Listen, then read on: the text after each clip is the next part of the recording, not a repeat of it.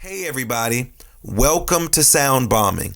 I created this show for people who want to experience a radical, life-changing journey through the sounds of my diverse guests. I hope that each sound you hear on this show will strengthen your faith, encourage your dreams, and challenge you to awaken the greatness within you. Drop the bombs. Drop the bomb. We're gonna drop the bomb. Drop the bomb. We're gonna drop the bomb. Drop the bomb. We come to drop the bomb. Drop the bomb. This is a journey into sound. A journey which along the way will bring to you new color, new dimension, new values, and a new experience.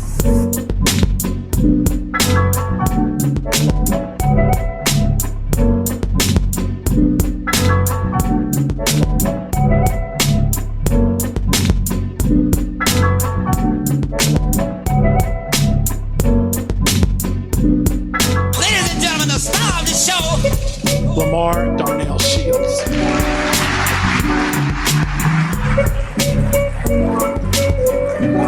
Good morning, good afternoon, good evening, Sound Bomb community. You know what time it is. It's time for our deep breathing. So we inhale, and then we exhale. Two more times. We inhale, and then we exhale. One more time. We inhale, and then we exhale. And you all know what that is. That is the breath of life. And I thank you all for coming into the Sound Bombing Studios today. Wherever you're listening to me, on your radio, in the car, on your iPad or your tablet or your phone, in your grandmama's house, in the basement, in the closet, wherever you're listening, I am so grateful and honored that you decided to hang out with me today. As always, I want to make sure that you're taking care of yourself during this international, I didn't say national, but international pandemic, making sure that you're keeping your hands clean and keeping your hands out of your faces, making sure you're eating those strong, healthy foods to build up your immune system, and making sure that you are physically distancing yourself, not socially distancing, because we are social animals. And the moment that we start socially distancing ourselves, we become something other than we were created to be. So I want you to physically distance yourself, stay 6 feet away, and also check on our elders out there. Check on them, surprise them with some food, surprise them with a party, surprise them with something, leave it on their door, but just don't surprise them with the COVID and leave it on their door. But we need our elders around us. And thank you all for taking care of yourself. Entire executive team. Let's get down. When they told me they wanted to deploy technology across all aspects of their business, I asked one seemingly simple question. Why? Yep, I asked why. I had to repeat it as if they struggled to give a clear and compelling answer. And it was clear that despite the lip service they paid, the team didn't really believe in the potentially transformative investment the company was planning to make. When done right, business transformations can solve major problems, the kind that often force you to take a make or break leap into the future.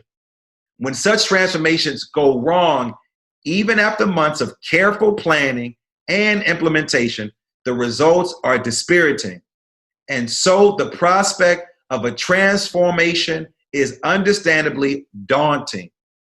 That's why when a company leader asks me, or a person asks me where they should start, I tell them to start asking questions. Albert Einstein once reportedly said, and I don't even know if he said this, but it always sounds good when you quote Albert Einstein. But Albert Einstein reportedly said, if I had an hour to solve a problem and my life depended on the solution, I would spend the first 55 minutes determining the proper question to ask. But once I knew the proper question, I could solve the problem in less than 5 minutes. You see, Einstein knew he had to understand an issue deeply before addressing it in order for his solution to have the most meaningful impact. Well, my next guest is masterful when it comes to asking deep questions and solving problems because he's been doing it for years. Who am I talking about? Charlie Hartwell. Charlie is a change agent who shepherds ideas, resources, and talents to drive sustainable growth. He's passionate about transformation and innovation. He is a leader who ignites teams to accomplish remarkable results.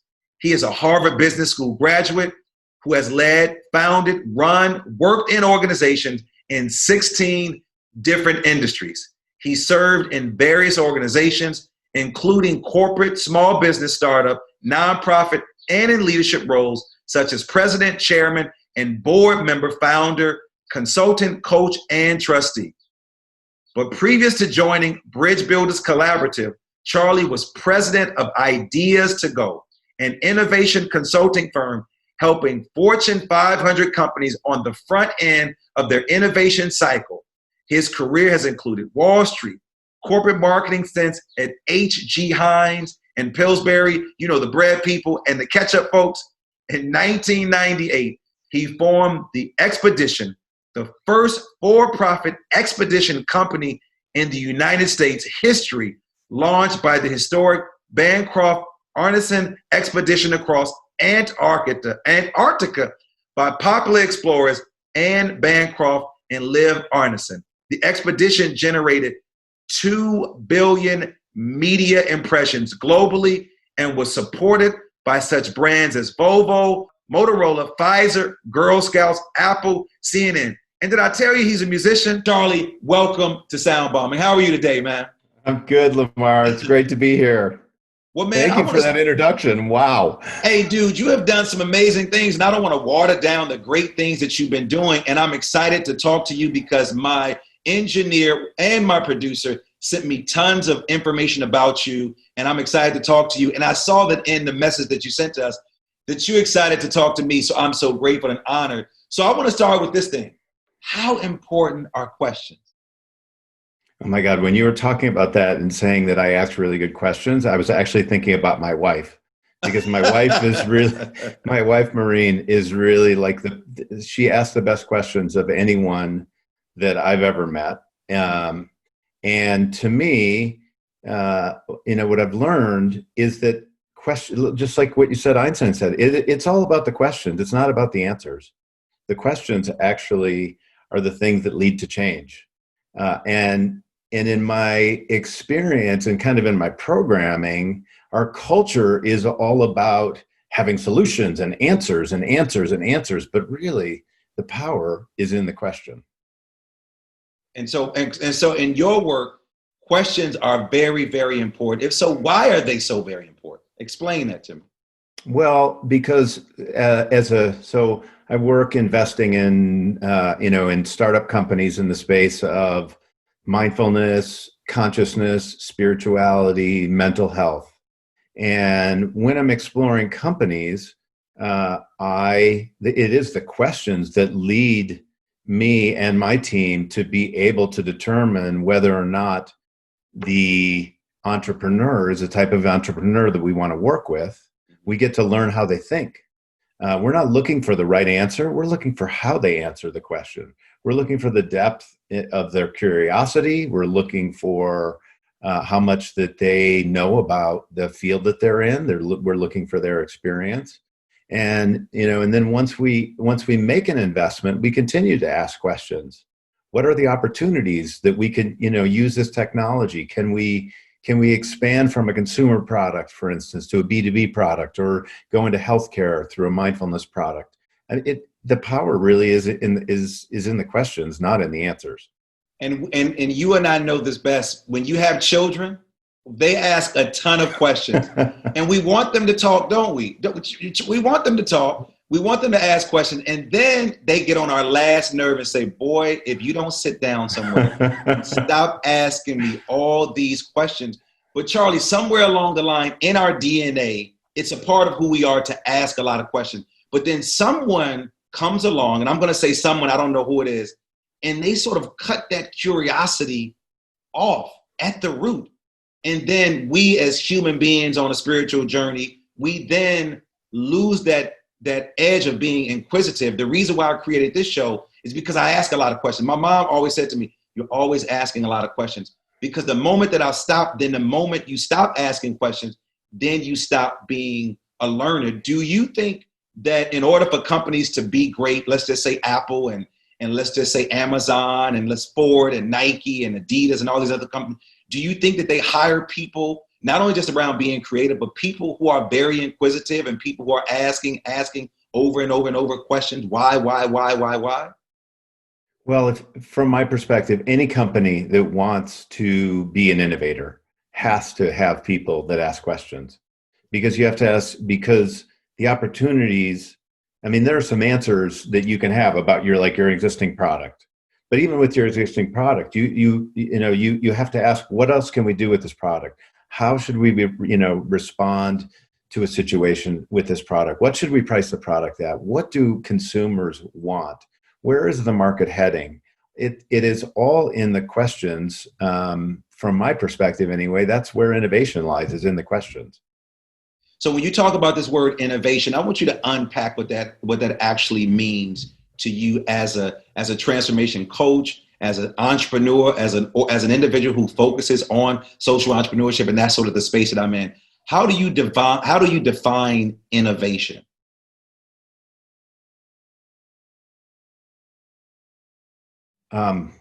Okay, so I'm going to take this down to a personal level. Just my DNA is all about innovation. It's more who I am than what I do, in the sense. Like for me, this is the same thing you were describing. As a kid, when I started walking around and doing things started changing. And so, my method of innovation is quite different than other people's might be. So mine is all about, how do I connect ideas, people, to concepts and needs? And then, and questions is obviously a huge piece of that. But that's sort of my gift, is how do you take this person with what I hear is their unique gifts, what's their purpose, what do they want to accomplish? And then I know another group over here, or I know, a certain market, or, I know a need, and my innovation is actually connecting people. And I don't define what innovation is for everyone. I can just define it for myself. And I think all of us have innovation within us, but we might just, express that differently depending on your personality.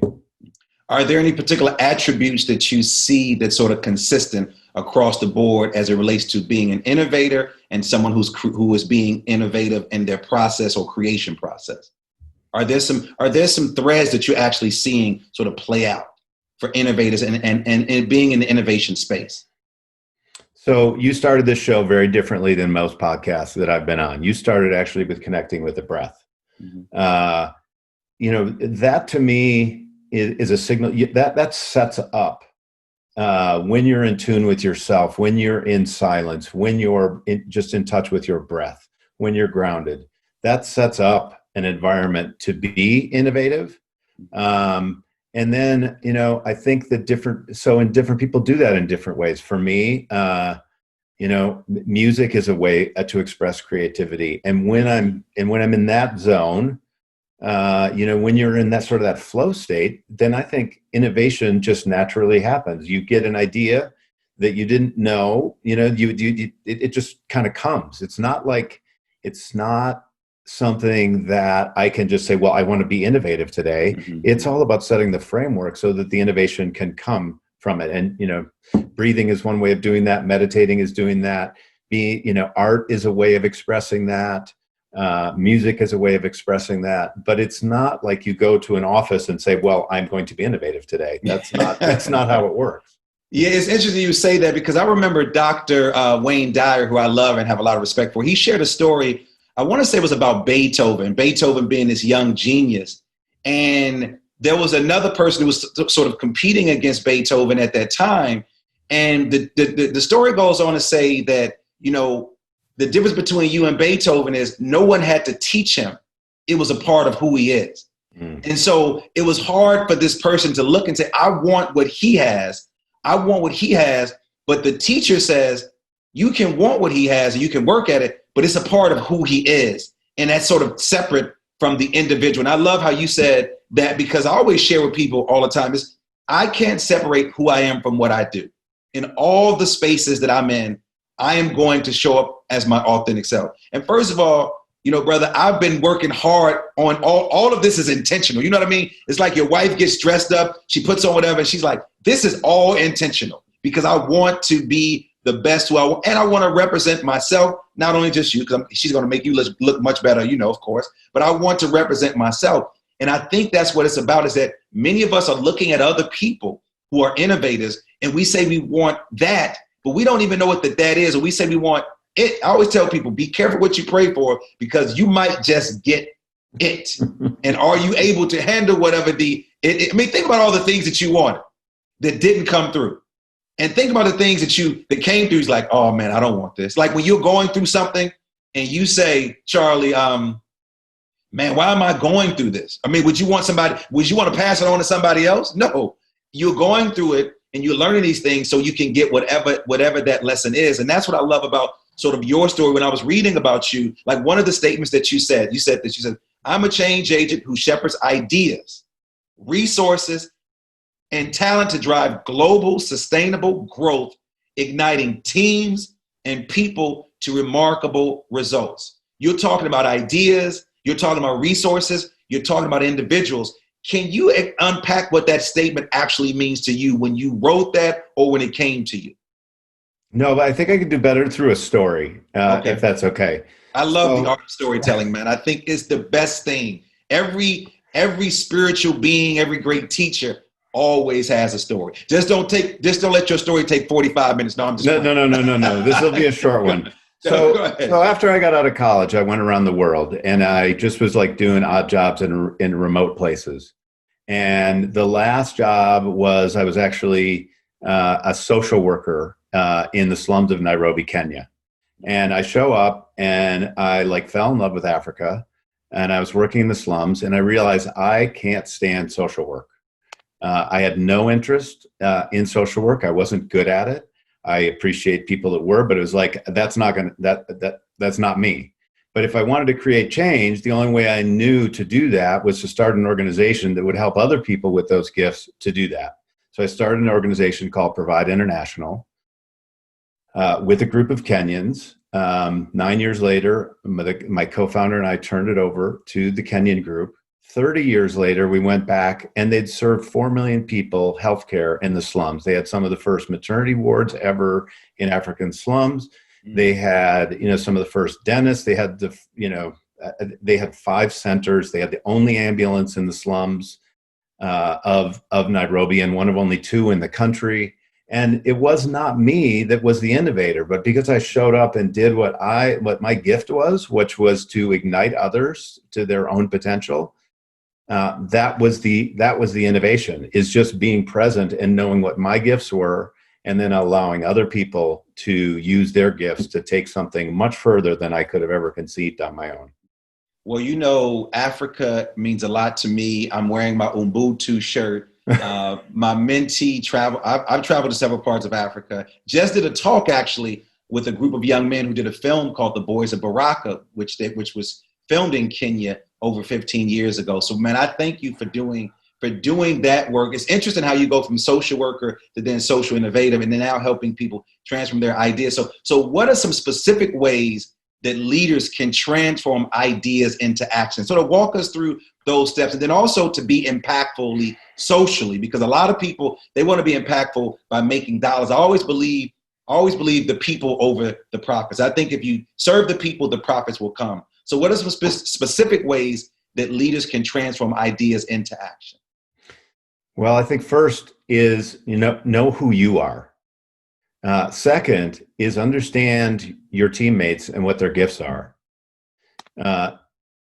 Third is, see everything as an opportunity for learning. So sometimes things happen in a business and you're sitting there going, holy crap, this really sucks. I can't believe this is happening.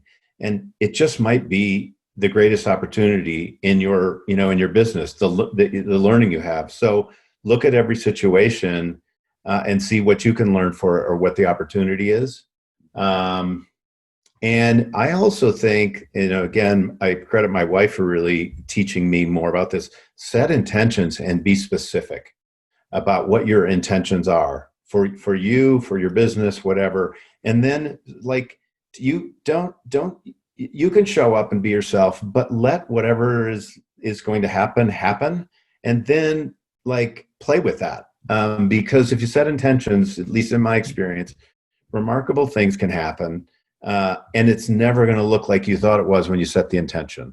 So, that's some thoughts on your question. So what has been your personal path to transformation? So outside of the business aspect, I know you talked about traveling to Africa. Talk to me about your personal path, and then what is the correlation to your personal path to now doing the socially conscious work that you're doing across the country and the businesses that you decide to invest in? Yeah. So, I don't know, 15, 16. So I'm stubborn. I'll admit that. And in my own, I'm just going to call it my awakening. You can call it my transformation. The word that doesn't really matter.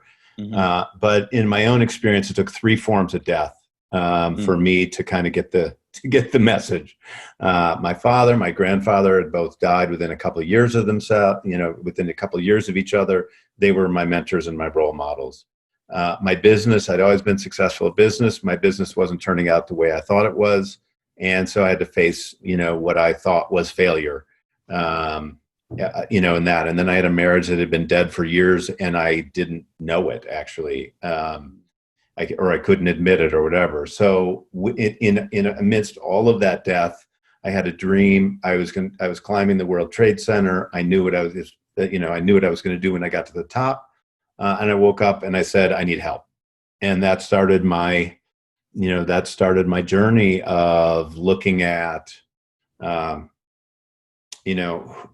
stories I was telling myself, what was my, pointed role in my family system, what was getting in the way, it's sort of I started peeling the onion, the layers of the onion, the conditioning, the stories, all that. And that then led to my own transformation or awakening. It led me to finding my wife, to being a better father, to being, to living a more abundant life, including, the work that I did now. And in all of that, and understanding and owning my gifts, because, in the family system that I grew up, if you have the gifts that I had, you had to hide those under, you sort of had to hide those under a bushel. You couldn't tell people.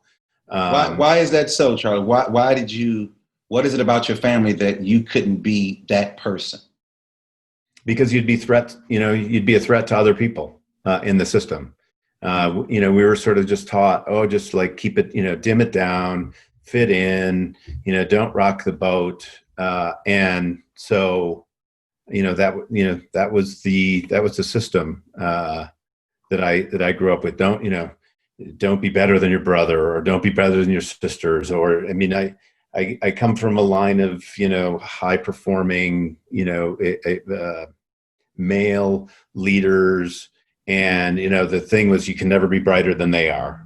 And I never wanted to be brighter than they were. I just wanted to be myself. But the family system was kind of like, everyone was trying to be that.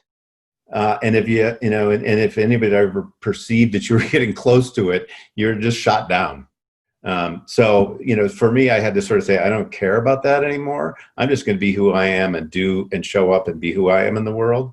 And, then that led to the work that I'm doing now, which is really helping to co-create a new global industry that is helping to, hopefully create better mental health outcomes in the world, expand, mindfulness, and help provide other invitations for people to become more consciously awake, aware, whatever you want to say.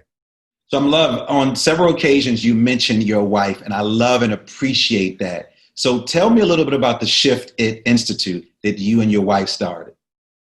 Yeah. So my wife, Maureen, I just describe her as the wisdom of the family. So she's the one, and I'll talk about it in the business that we have, but it's in our relationship, it's parenting, in everything we do. She is what I could describe as the wisdom. she is a multidimensional. She is, she's a mystic. She has remarkable abilities. She's also incredibly grounded, knows a lot about healthcare, is, been a coach. Does she have any sisters? Because man, I know some people. Can you clone her? Okay, we're not going to get it. I'm not going to answer that question. I'm not going to answer that question. But and I'm what is, what we describe as the method. So I live in this third dimensional reality. I'm a Harvard Business School. I know how a distribution system works. Yes. I can take that wisdom and then help to get it out into the world. That's my gift. Help. So we have a business called the Shifted Institute, which is about igniting consciousness, inspiring human potential, and creating paradigm shifts. And I do that basically 95% of my time is spent with the Bridge Builders Collaborative, which is this investment group that I work with. And she does it in a whole bunch of different ways. So how different is the Shifted Institute and the Bridge Builder Collaborative? Are they one and the same, or they have very different mission and visions? Well, no, the Bridge Builders is really a manifestation of my work. So there are some similarities.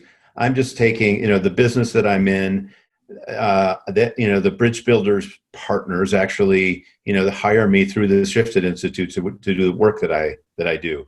But my goal in my work is to find companies to invest in that can create, scaled global impact to improve, human consciousness and reduce suffering and, create better mental health and, create abundance through that for everything for employees, customers, but also for shareholders. Mm-hmm. So we invest in these startup companies as a way of helping to try to create change in the world. So I know you have a new strategy at Bridge Builders Collaborative to go deeper. What does that actually mean? And then if you can talk about some of the companies that you all invest in as well. Yeah. So for the first, I'm going to mention my wife again. So for my wife. See, all the people listening, they're like, listen, I need to call Charlie and find out if she has any cousins, if she has any. I love this, man. I really, really do, because all jokes aside, a lot of times, we don't really talk about our partners and what they pour into us. And I know that you are a great man because I've read all the things and I've looked at all the videos, but a lot of times we don't talk about our, as the older people say, our helpmate or our support staff. And a lot of times we talk about people walking behind us, but I'm hearing this side by side. And that's the concept of what Ubuntu is. I am because we are, you know that, because when you checked out the things that I was doing. So I'm laughing at that, but I'm loving it because, again, I think that we need to hear more of that. And we don't hear. One thing that drives me crazy is this whole self-made, like I'm a self-made millionaire. I'm a self-made. Nobody is self-made, because the world we live in, you can't survive on your own by yourself. It's other people have poured into you. And so I appreciate you for constantly, recognizing and saying she plays a major role in this process. So this is so much fun. This is like really fun. But I'm going to go back to Einstein, because actually, his wife was the mathematician in the family. She was the brilliance behind a lot of what he spoke to.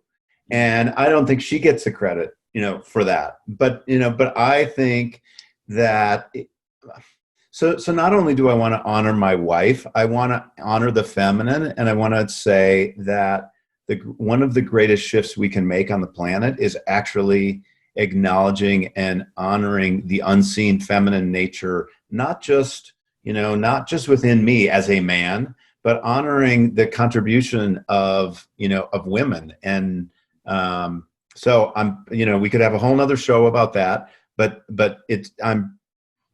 I think it's really important to recognize that. Now I missed I forgot your question. No, because now I want to jump into that, but I'm going to come back to that question, because I do want to unpack that a little bit. So we talked about some of the investments that you made, and then you talked this new strategy, Bridge Builders Collaborative, to go deeper. What does that actually mean? I'm so glad I got a couple of notes here. But we're going to come back to the masculinity and femininity, because I want to talk about that. but I want you to unpack this whole Bridge Builders Collaborative about going deeper. Okay, You're got going it. to share with me some of the companies that you all decided to invest in, and why did you choose to invest in those companies?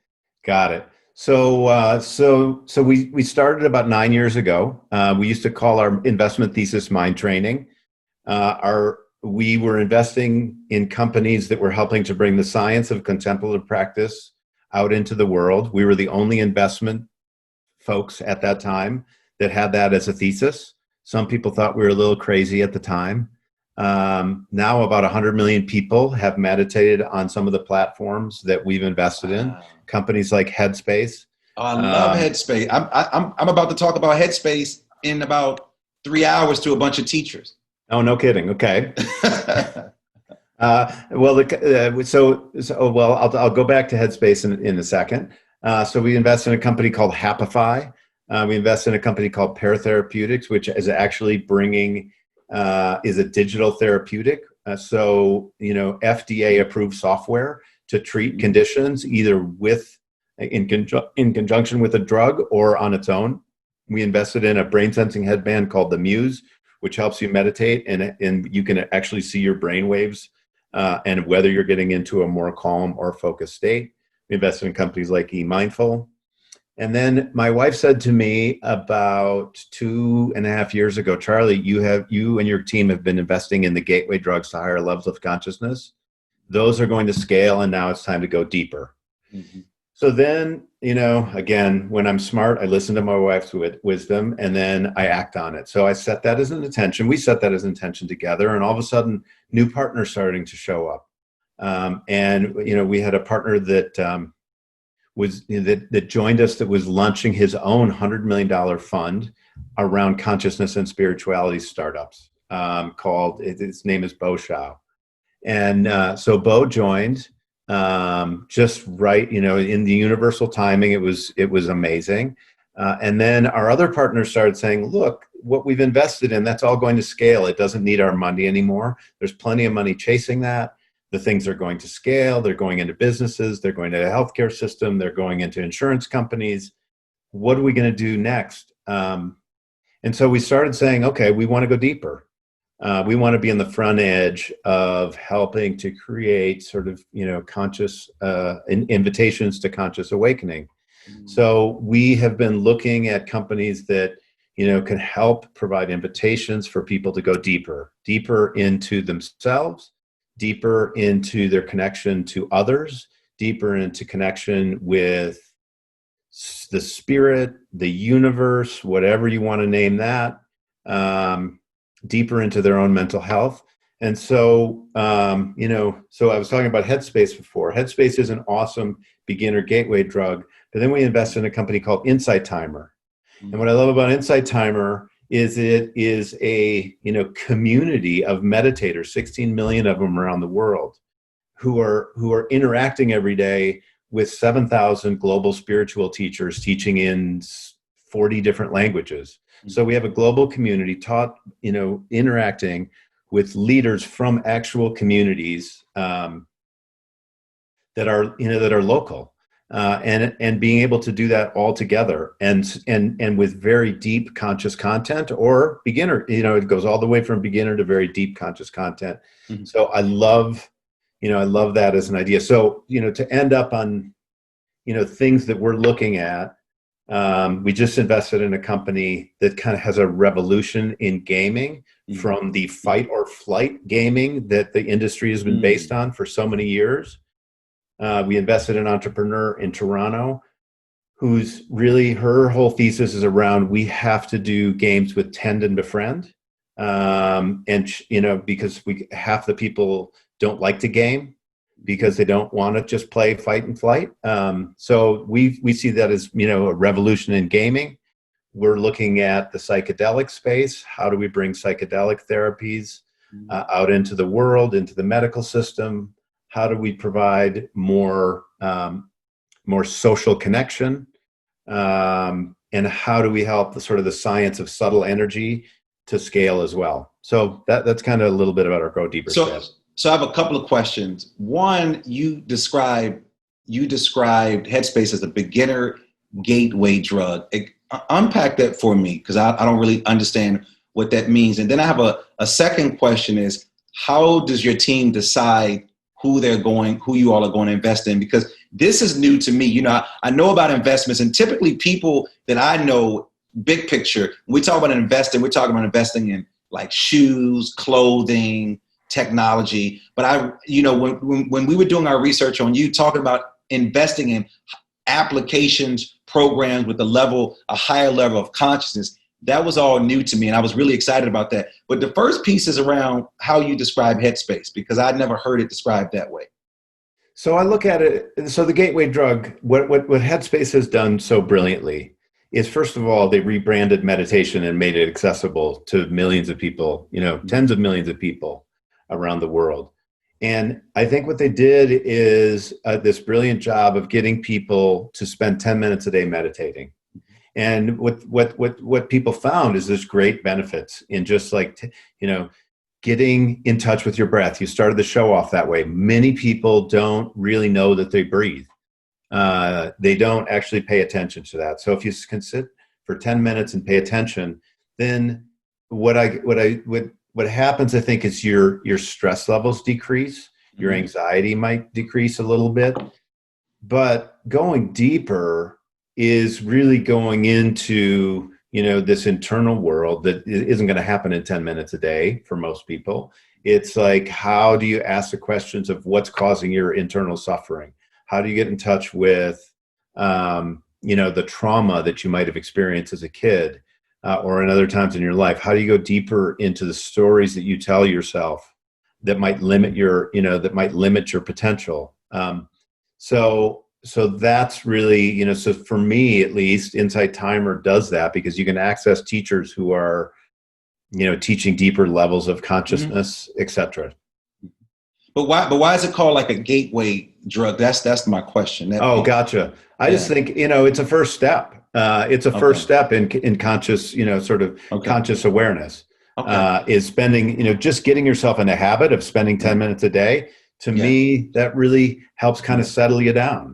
Well, I'm always talking about, so there are two, I must admit. I talk about Headspace, and I also talk about Calm. And I don't get money from either one of these platforms. I use Calm a little more, but I always reference Headspace. I reference a couple of 10% Happier. I talk about Mindful Magazine, a variety of those things. So I love that. Now, how does your team decide what companies you're going to invest in? And then do you believe in supporting or investing in companies that you don't really believe in the product? Because a lot of times when we talk about investments, a lot of people really don't believe in the product, but they just believe that they can make some type of money off of that. How do you all decide to choose who you're going to invest in?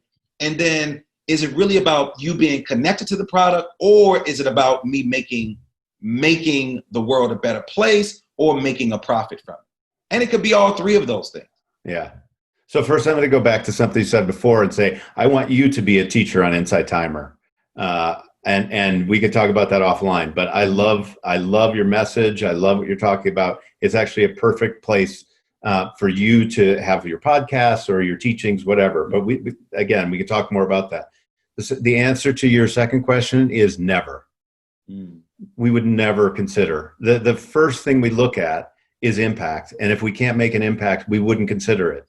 And, at least in my world. So making money is the last thing I look at when I consider a company. And yes, when we get down to that level, the company needs to be sustainable and it needs to be investable. But for us, the first thing is what, if we imagine that this company is successful, what will be the global impact in the world? Second thing is there any science to prove the benefits of, this product or service? The third thing is, who's the entrepreneur? And not only is the entrepreneur good, but is the entrepreneur conscious? And have they actually done their own work so that the level of their own conscious awareness is reflected in the product? Because we think that's very important. Then we look at the team, then we look at the market, and then we look at whether or not we can make money doing it. So Charlie, I know the businesses that you all invest in have a socially conscious component.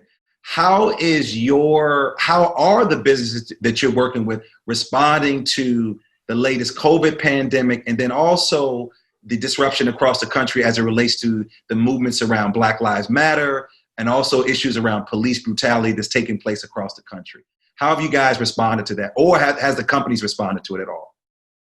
So first I'll go to COVID.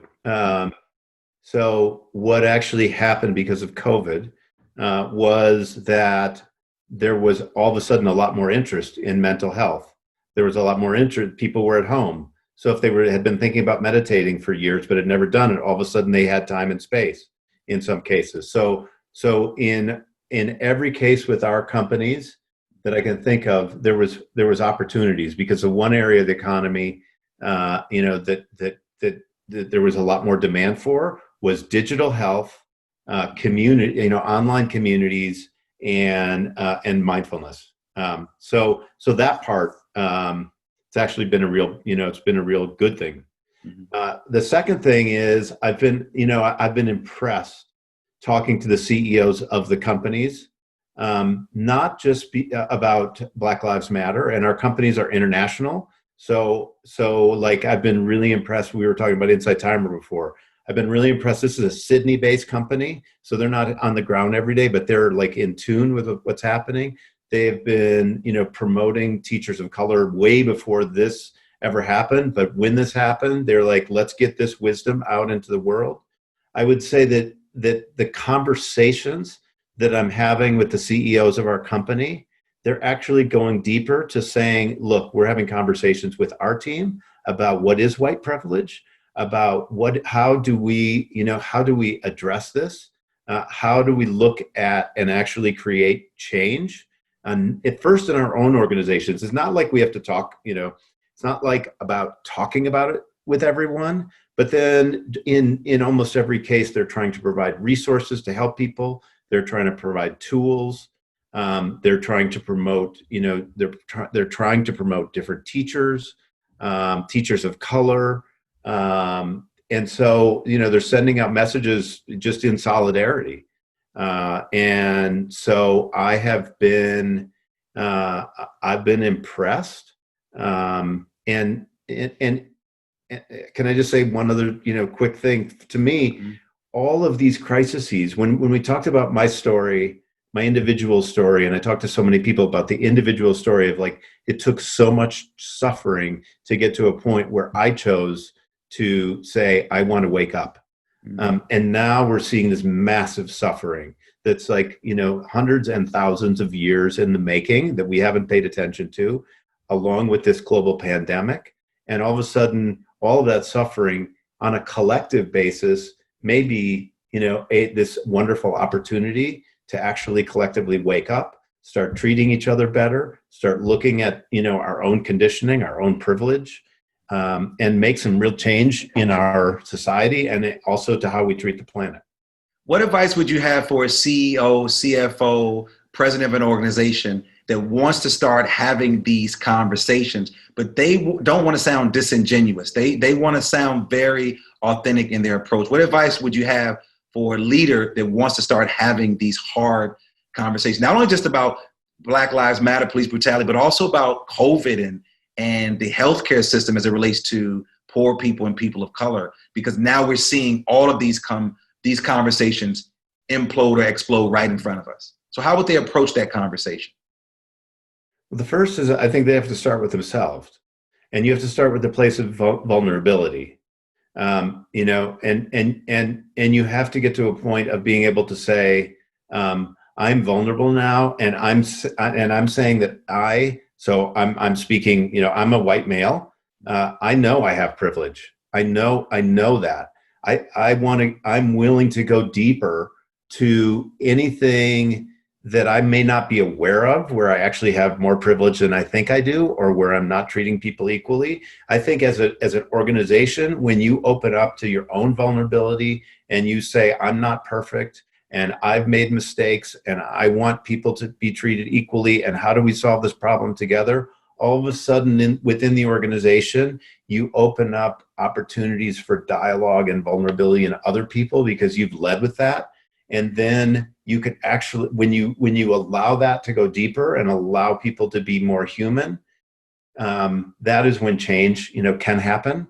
And giving people permission to talk about those sort of things, and also to give people the opportunity to say, how can we improve our organization? How, I was on a board call yesterday, for instance, and somebody was talking about a scientific white paper, and someone else on the board said, maybe we need to stop thinking about these things as white papers. It's funny, Charlie, you would say that, because my partner, Marina, always say, why does it have to be a white paper? Why does it have to be white space? Why does it have to be a whiteboard? Correct. I have those conversations with my partner because she's comfortable in her skin and I'm comfortable in my skin. But it takes other people to elevate those things. Yeah. And, and so instantly you can think, okay, is there a good reason why we call it that? It's actually not a white paper, but so I think the board is not going to call them scientific white papers anymore. We're going to have to change, we're going to have to change terminology. So when you give people permission to interrupt and say, you know what, let's think about this, all of a sudden you can make a change. And then I think you can also say, okay, so how can we change this? How can we change it individually? What organizations can we give to? How can we donate our own time? How can we use our social media? What are things that we can do, to help create a more just, more just, equitable society in everything from looking at pay, who do we pay what? How much do we pay? African American women get paid so much less than white women.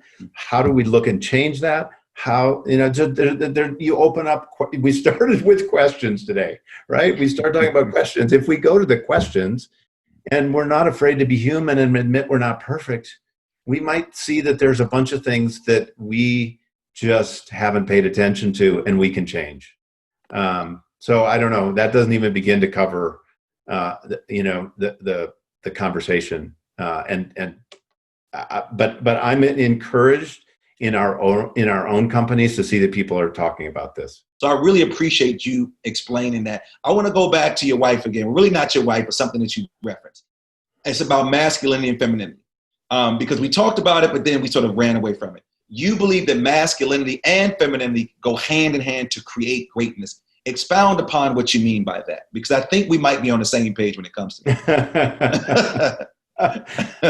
Okay, so we're going to go back to my wife again as an expression of this. So my wife was involved in an organization called Misrepresentation, and we were both executive producers of a film called The Mask You Live In. It's a documentary that's really about this mask that men have. We put it, we come into the world. We are these incredible beings. We then, at about age 4 or 5 or 6, we start getting told that we can't cry, we can't have emotions. You have to suck it up. You have to be better than other people. You have to be a man, etc. And there is so much suffering in the world because of that. And that whole film really is all about that. And I'm happy to connect you to Ashanti Branch, who is... Wait, let back up for a second. Does this film start out with a group of boys? Yeah. Man, I saw that's you.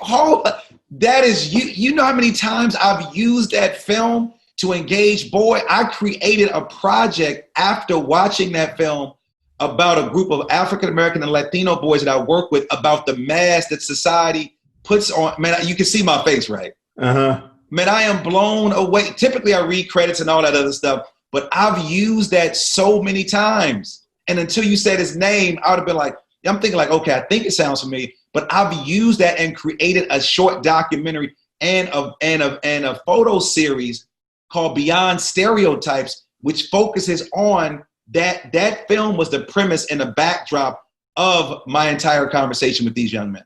That's so cool. So here's the sad thing, right? Mm-hmm. I was the only male producer of that film. It was all women. Yeah. And the message is so freaking powerful for young men and for, adult men. So I'm going to go back. So why do you think that there were no men a part of the project? Because I had a conversation with another filmmaker, 2 females who did the film that was set in Kenya, and it were 2 females. Why do you think that there was, why were you the only male? I don't know. You know, I can only I can only say that, like, as a male, I first appreciate my wife who made the introduction, to the film so that I could be associate producer, because I might not have known about it because of her. But like, I wanted to put my name on that because I'll say this, like, as a leader, I'm happy to be in touch with my own feminine side, because my feminine side, and there's part of me that's got a feminine side, part of me that's got a masculine side. Yeah. I'm not uncomfortable with my masculine side. I'm a hockey player.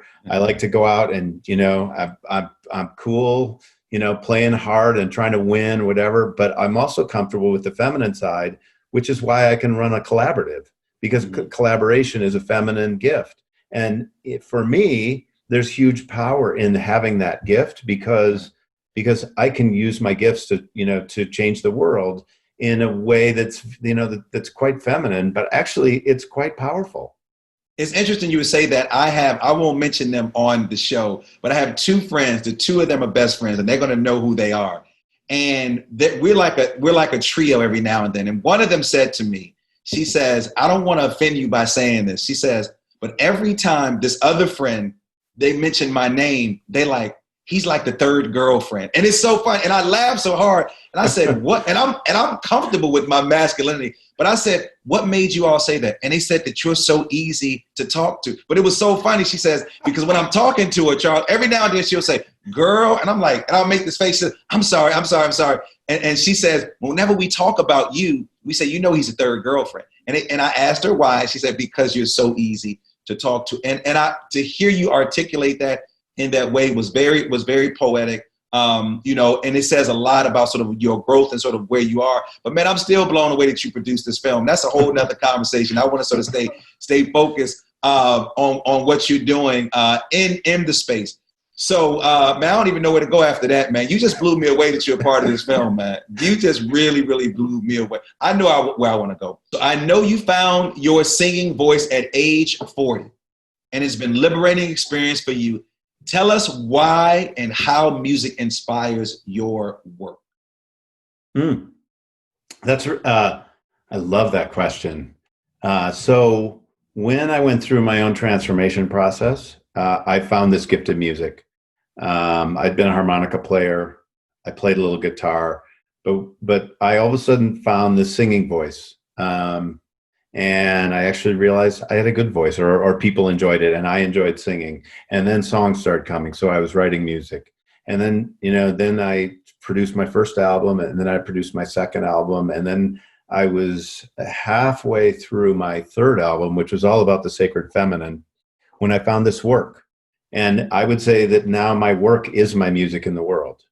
And so I went years without playing music, because I was, because that was my way of expression. So I don't know if that answers your question, but I have recently sort of, picked up the guitar again and started singing for whatever reason. Songs aren't coming yet, but they will, they will in time. Who are some of your musical inspirations? Some of the artists that you like?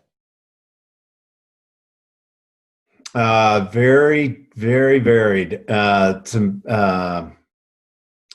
loved Springsteen. I loved a couple of South African musicians.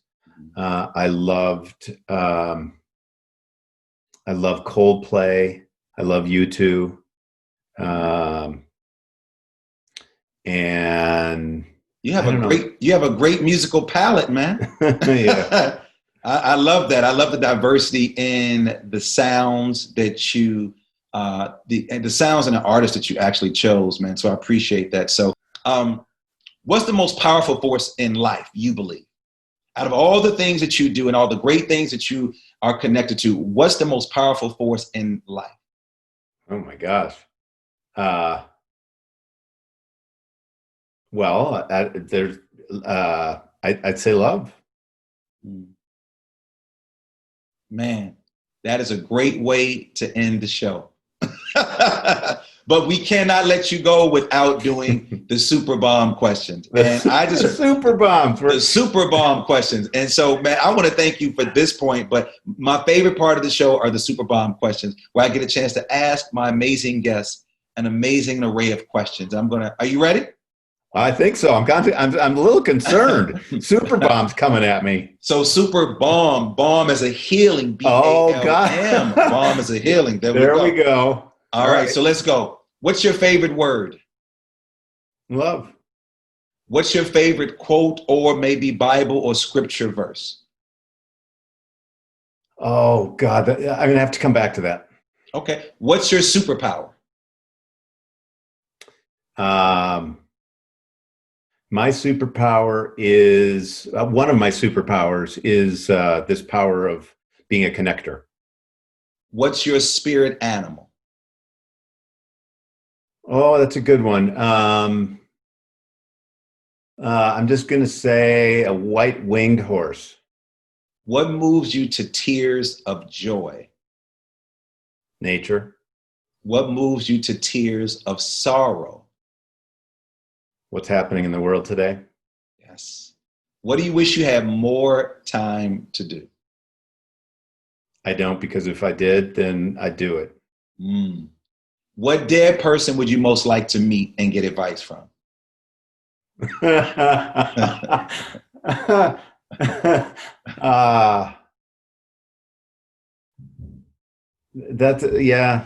one doesn't. There really isn't for me. What's your morning routine? I get up most mornings, and I meditate, and I use Insight Timer. I think I've done it like 227 straight days. I'm starting to get up and stretch for 20 minutes as well. Then I sit down and have a cup of coffee. If you were in a Mr. America talent competition, what would your talent be? Music. Music. Yes, music.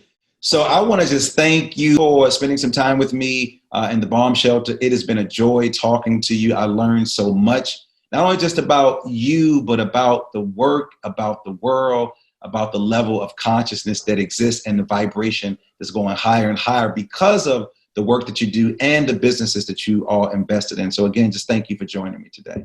Hey, it was really fun. Thank you so much. And I also want to thank my engineer, Alec Blanc, my producer, Nicole Klimpaka, Supremacy for our theme music, and all of you for listening. Make sure you subscribe, leave a comment, stop being stingy, and share me with all of your friends, because we're on every platform that's out there, and I'm not going to name them. But if you want to know more about me, you can visit drdrlds.com. And as always, believe that something wonderful is about to happen, and that some people miss the message because they're too busy looking for the mess. Thanks for tuning in, and do something for someone other than yourself today.